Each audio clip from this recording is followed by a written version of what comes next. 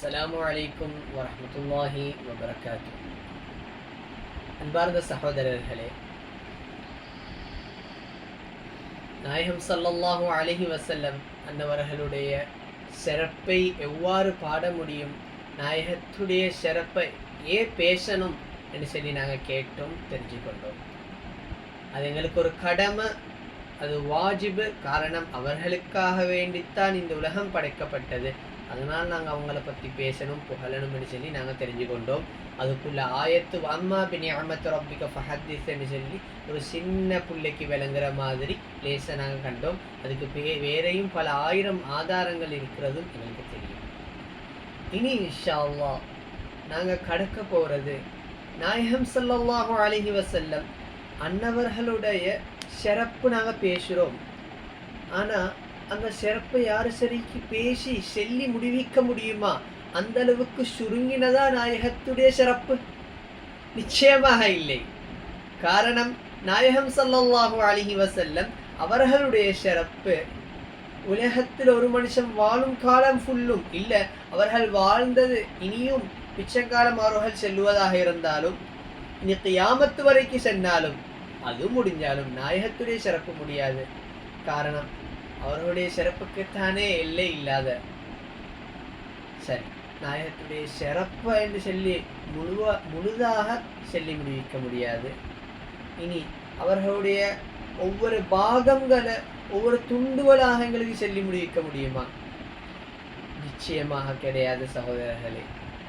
அவர்களுடைய ஹுலுக், அவர்களுடைய நாயகம் ஸல்லல்லாஹு அலைஹி வஸல்லம் அன்னவர்களுடைய குணம், நற்குணம் எவ்வாறு இருந்தது என்று சொன்னால் அதை பற்றியே வருஷங்கள் பேச முடியும். அதுக்கு நான் சின்ன ஒரு உதாரணம் சொல்றேன். அன்னை ஆயிஷா ரலியல்லாஹு அன்ஹா அவர்கள்கிட்ட ஆட்கள் கேட்குறாங்க, நாயகம் ஸல்லல்லாஹு அலைஹி வஸல்லத்துடைய குணம் எவ்வாறு இருந்தது? அதுக்கு ஒன் வேர்ட் ஆன்சர் ஆயிஷா ரலியல்லாஹு அன்ஹா கூறுகின்றார்கள், கான குலுகுஹு அல் குர்ஆன். நாயகத்துடைய குணமா? அது குர்ஆன் தானே, அதுக்கு வேற என்ன சரி செல்லணுமா? குர்ஆன் அது நாயகத்துடைய குணம் சொல்லி சொன்னார்கள். இதில் நாங்கள் கட்டாயம் விலங்கெடுக்கக்கூடிய, நாங்கள் புரிஞ்சு வைக்கக்கூடிய ஒரு விஷயம், குர்ஆனுடைய சிறப்பை பற்றி, குர்ஆனுடைய அர்த்தம், அதனுடைய விளக்கத்தை பற்றி இமாமிங்கள் கூறும்போது சையதுனா அலியின் கரமல்லாஹு வஜ்ஹஹு அவர்கள் குர்ஆன் இருக்கக்கூடிய உம்முல் குர்ஆன் சூரா ஃபாத்திஹா, அந்த சூரா ஃபாத்திஹாவுடைய பிஸ்மி, அந்த பிஸ்மியிலுள்ள பாவுடைய ஒன் லெட்டர், அந்த ஒரு ஹரஃப், அந்த ஹரஃபுடைய பாவுடைய கீழே இருக்கக்கூடிய நுக்தா, இந்த நுக்தாவை பற்றி விளங்கப்படுத்துறதாக இருந்தாலும் 70 ஒட்டகங்கள் சுமக்கிற அளவுக்கு அவர்கள் அர்த்தம் எழுதுவார்கள். இவ்வாறாக இருந்தால் நாயகம் ஸல்லல்லாஹு அலைஹி வஸல்லமுடைய சிறப்பு, அவர்களுடைய குணம் என்று சொல்லப்பட்ட அந்த குர்ஆன், அப்படி வர்ணிக்கப்பட்ட அந்த குர்ஆனுக்கு இத்தனை விளக்கம் எழுத முடியுமாக இருந்தால் நாயகத்துடைய குணத்தை பற்றி எவ்வாறு சொல்லி முடிவிக்க முடியும்? இது மட்டுமில்லை, நாயகம் ஸல்லல்லாஹு அலைஹி வஸல்லம் அவர்களுடைய அந்த சிறப்புல வேறொரு விஷயம் நாங்கள் விளங்கெடுக்கணும். அல்லாஹ் சுப்ஹானஹு வ தஆலா குர்ஆன்ல சொல்றான், قل لو كان البحر مدادا لكلمات ربي لنفد البحر قبل أن تنفذ كلمات ربي ولو جئنا بمثله مددا. நாயகம் ஸல்லல்லாஹு அலைஹி வஸல்லம் அவர்களுடைய குணமாக, அவர்களுடைய நற்குணம் இவ்வாறு தான் இருந்தது என்று சொல்லி வர்ணிக்கப்பட்ட குர்ஆன், அந்த குர்ஆனுடைய அர்த்தம், அல்லாஹுடைய கலாம், அதனுடைய அர்த்தத்தை யாராவது எழுதி முடிப்பதாக முயற்சி பண்ணினாலும், அவர்கள் உலகத்தில் இருக்கக்கூடிய எல்லா மரங்களையும் பேனையாக பாவிச்சு, உலகத்தில் இருக்கக்கூடிய எல்லா கடலையும் அவர்கள் இங்காக யூஸ் பண்ணினாலும் குர்ஆனுடைய அர்த்தத்தை எழுதி முடிக்க முடியாது. நாயகத்துடைய குணம் எவ்வாறு இருந்தது?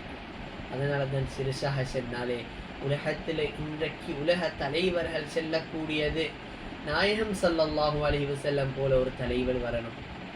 எவ்வாறு? மகாத்மா காந்தி எங்களுக்கு தெரியும், அஹிம்சையின் தந்தை என்று சொல்லி கூறுவார்கள். அப்படிப்பட்ட மகாத்மா காந்தி இந்தியா நல்வழிக்கு வரணுமாக இருந்தால், இந்தியாவுல நீதி உருவாகணுமாக இருந்தால், அது உமர் ரலியல்லாஹு அன்ஹுடைய ஆட்சி வரணும் என்று கூறுவார்கள்.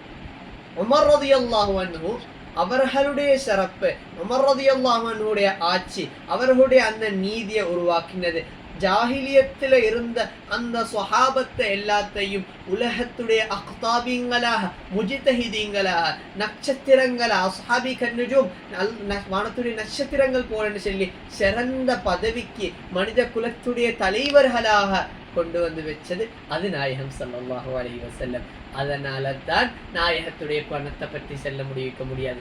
இனி இதை பல பாகங்களாக பிரிக்க முடியும். நாயகம் ஸல்லல்லாஹு அலைஹி வஸல்லத்துடைய அவர்கள் பெண்களுக்கு செஞ்ச சேவனம், அவருடைய பெண்ணியல், அது மாதிரி நாயகம் ஸல்லல்லாஹு அலைஹி வஸல்லம் அவர்கள் அடிமைகளுக்கு செஞ்ச சேவன, முதிர்ந்தவர்களுக்கு, பெற்றோர்களுக்கு, உஸ்தாதுமார்களுக்கு, அனாதைகளுக்குன்னு சொல்லி நாயகம் ஸல்லல்லாஹு அலைஹி வஸல்லம் ஒவ்வொருத்தருக்கும் காட்டின குணம், அவர்களுடைய நற்குணத்தை பற்றி பேசினா இன்றைக்கு பேசி முடிக்க முடியாது. இதனால தான் இன்ஷா அல்லாஹ் அவர்களுடைய உம்மத்தில் இருக்கக்கூடிய நாங்கள் நாயகத்துடைய குணத்துடைய லட்சத்துடைய ஒரு பங்காவது ஏற்று நடக்கணும். காரணம், ஈமானுடைய சின்ன பங்காக நாங்கள் தெரிஞ்சு கொள்ள வேண்டியது ஒரு முஸ்லிம் அல்லாதவர்களையும் பார்த்து சிரிக்கக்கூடியது அந்த சல்குணத்திலிருந்து எங்களோட வாழ்க்கை இந்த ரபியவுனில் அவ்வள நாங்கள் தொடங்கணும் இன்ஷா அல்லாஹ்.